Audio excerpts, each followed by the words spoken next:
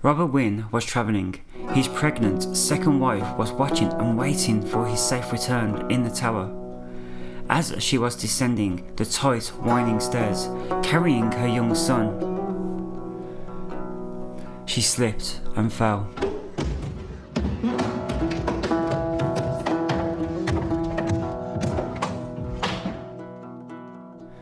The servants called the doctor, but an inexperienced young doctor had come rather than her regular physician. The young doctor, confronted with a pregnant woman going into labour and a badly injured child, felt he was overwhelmed and tried to leave. But the servants locked him in the room. When Wynne arrived home, he hurried to the room, only to find his wife, son, and premature baby all dead. The doctor was nowhere to be found. There was no windows to escape from. But the doctor was never seen again. There is a local legend that he either committed suicide or crawled up the chimney and got stuck and died. Strange sounds and senses are experienced in the lantern room and tower, and as suggested, is haunted, but uncertain whether it is Wynne filled with grief for his family, his wife for the loss of her children, or the young doctor suffering his guilt. So we're at our first location. This is the Plas Mawr. Right, this is a really old building in Wales. We are going to take you around, show you the different rooms, and eventually end up in the lantern room where the legend originates from.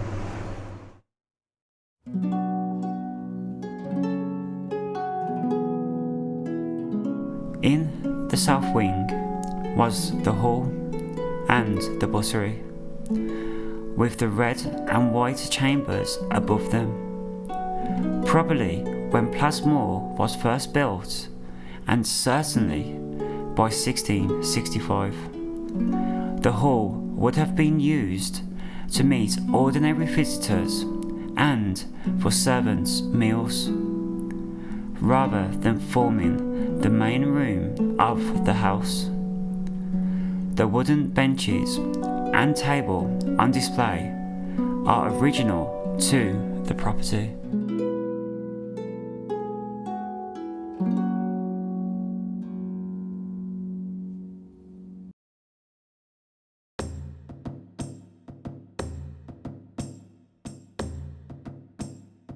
The restored kitchen is equipped with a battery de cuisine, with a combination of original and replica equipment. With the traditional food of the time, the huge open fireplace has spits for carving meats and a cauldron hanging above it. On the left hand side, a small bread oven, bellows of utensils which are hanging from the walls. There is a big wooden working table with a bread cage hanging from the ceiling.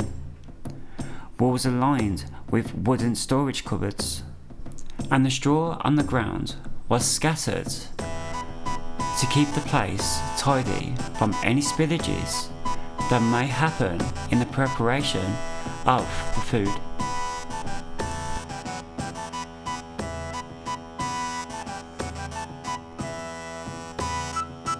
The pantry was placed in the centre of the building. This was used for storage of dry goods, and there are two huge storage chests. Rabbits, hares, pheasants, and a deer hang from the ceiling. Some food preparation took place in here, and there is a work table, wooden chopping board on legs, and a large wooden dish for bread making. So we're on the third room, and I've snuck this in because it's supposed to be a tour.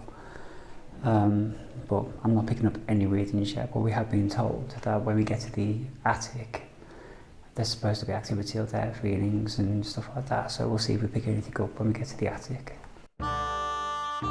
In the north wing there is the brew house. There is a big open fire, and on the right corner, placed in the wall, is a large copper tank used for brewing and providing hot water. Under the window there is a large table, and on that table there are tools used for brewing.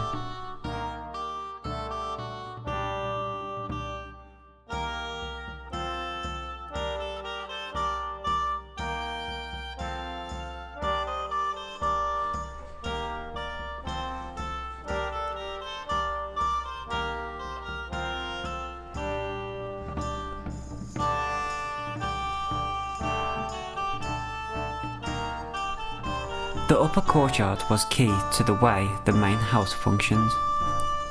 It linked almost all of the ground floor rooms in the house, as well as providing access to the cellars, and gave an impressive view of the turret tower.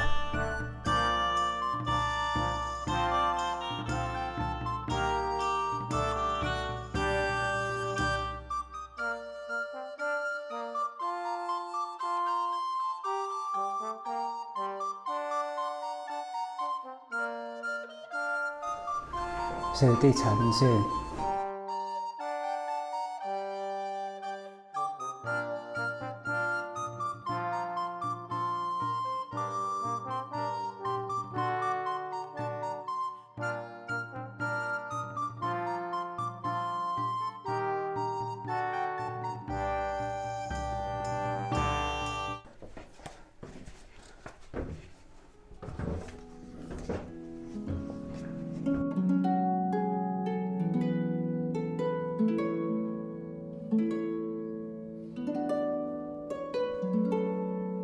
This is the servants' room. It has creaking floorboards, and in the corner there is a brass bed near the door.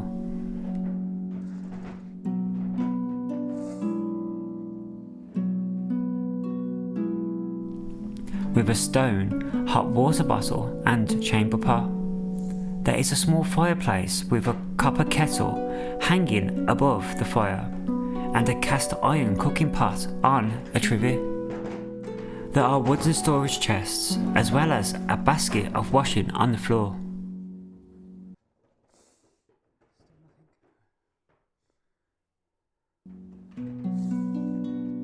In the centre of the room there is a table, with a typical meal of mussels and 2 different types of bread.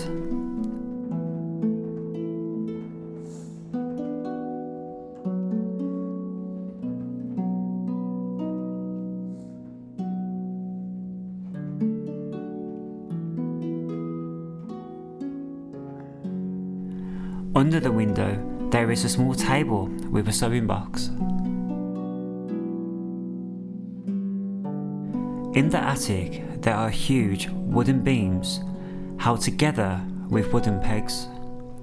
Dividing walls were wattle and dub. Wattle and dub is a material consisting of wet soil, clay, sand, animal dung and straw. After speaking to the staff, they told us that in the attic there was a photographer who was taking pictures of their child, and in the background he could see through his viewfinder an entity. It's absolutely gorgeous, that is.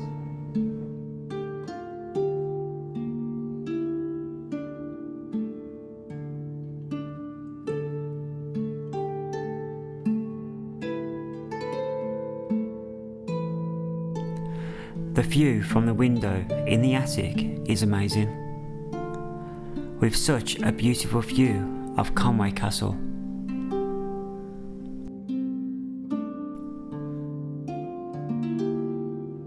This is Robert Wynne's bedroom. Not only was he warmed by the heat from the fire below, on the right there is a small room with a toilet with its original wooden seat. The room is left unfinished to show off the decorative plasterwork. The private bedrooms for the family and guests were each equipped with a fireplace, an important status symbol in this period.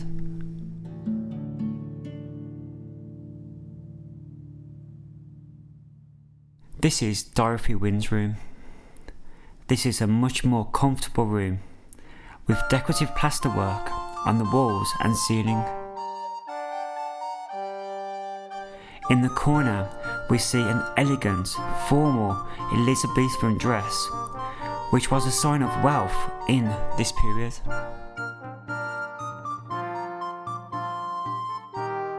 A large fireplace and rush matting on the floor. The room was used for sleeping, informal entertaining, and also for meals.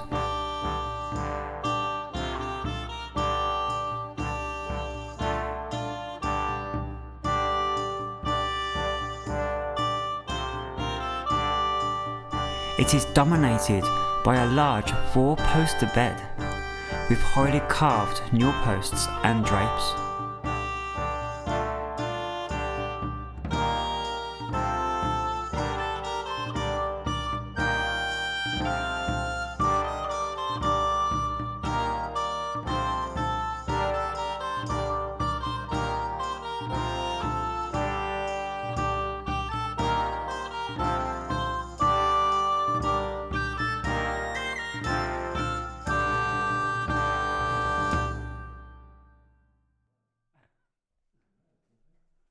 The Great Chamber is where the family ate, and principal guests were entertained.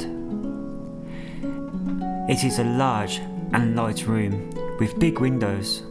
Round the base of the walls is panelling and original wooden bench seats.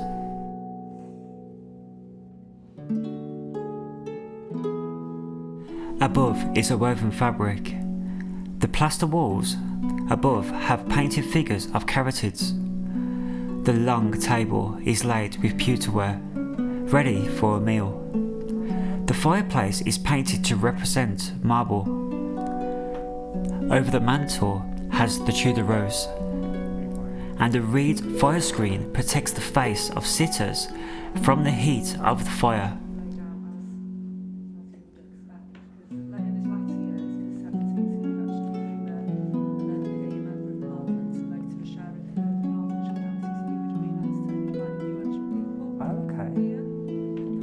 That's interesting. The ceiling has painted Tudor roses, heraldic devices, and what looks like small red strawberries.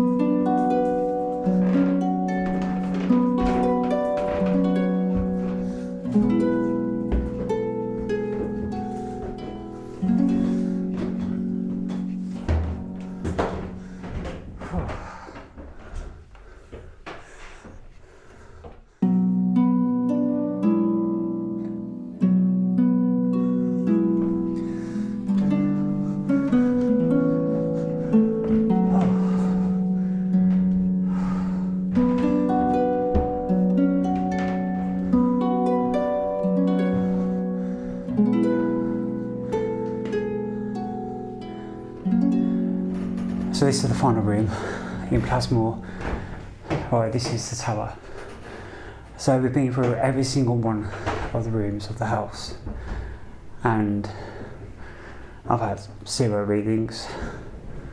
So I don't know if this place is haunted or got spiritual activity, but after speaking to the tour guides and stuff and having no readings on this, probably safe to say that it's not.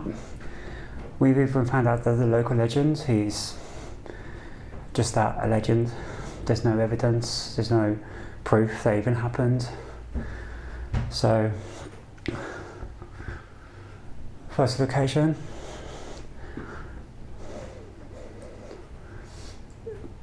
It's not bad, you know, nice place. Not really a paranormal study.